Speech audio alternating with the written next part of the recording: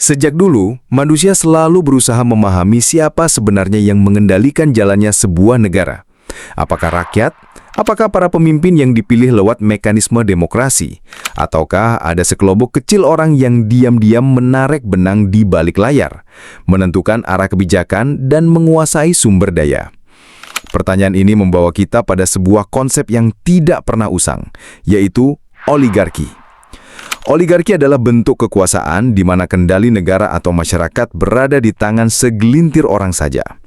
Mereka bisa berupa elit politik, pengusaha kaya raya, atau bahkan kelompok keluarga tertentu yang mewariskan pengaruh dari generasi ke generasi. Meskipun banyak negara modern mengklaim dirinya demokratis, kenyataannya oligarki seringkali tumbuh subur di dalamnya. Demokrasi hanya menjadi wajah yang dipoles, sementara keputusan besar tetap ditentukan oleh sedikit orang dengan kekuasaan luar biasa. Kalau kita telusuri sejarah, oligarki bukanlah hal baru. Di zaman Yunani kuno, Plato sudah menyebut oligarki sebagai bentuk pemerintahan yang lahir dari kerakusan akan harta dan kekayaan. Segelintir orang kaya mendominasi kebijakan, sementara rakyat kecil dipaksa tunduk pada sistem yang jelas-jelas tidak berpihak kepada mereka. Fenomena ini berulang hingga hari ini, hanya wajah dan bentuknya saja yang berbeda. Pertanyaannya, bagaimana oligarki bisa bertahan begitu lama? Jawabannya sederhana, karena kekuasaan dan uang berjalan beriringan. Mereka yang punya modal ekonomi bisa membeli pengaruh politik, dan sebaliknya, mereka yang punya posisi politik bisa memperkaya dirinya lewat akses ke sumber daya negara.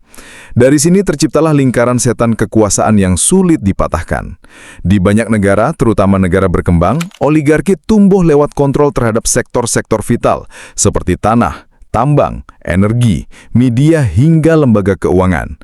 Bayangkan jika segelintir orang bisa menentukan harga pangan, upah buruh, bahkan arah kebijakan pendidikan. Semua bukan untuk kepentingan rakyat, melainkan untuk melanggengkan kekuasaan mereka sendiri. Inilah kenapa banyak kebijakan publik sering terasa jauh dari kebutuhan masyarakat, karena yang diprioritaskan bukan rakyat banyak, melainkan kepentingan elit. Lebih menarik lagi, oligarki seringkali pintar menyamar. Mereka tidak selalu tampil di depan publik. Sebaliknya, mereka bersembunyi di balik politisi, partai, atau institusi. Saat seorang pemimpin terlihat berkuasa, ada kemungkinan ia hanyalah pion yang digerakkan oleh kekuatan tak terlihat di belakangnya. Inilah yang membuat masyarakat sulit membedakan antara pemimpin sejati dan boneka politik. Kita bisa lihat pola yang sama. Ketika rakyat menuntut perubahan, oligarki segera beradaptasi. Mereka masuk ke sistem politik yang baru, menyusup ke partai-partai, mendanai kampanye, bahkan menciptakan media untuk membentuk opini publik. Seakan-akan apapun bentuk pemerintahan yang dipilih rakyat, oligarki selalu menemukan jalan untuk bertahan. Fenomena ini bukan hanya terjadi di luar negeri, tapi juga di tanah air kita.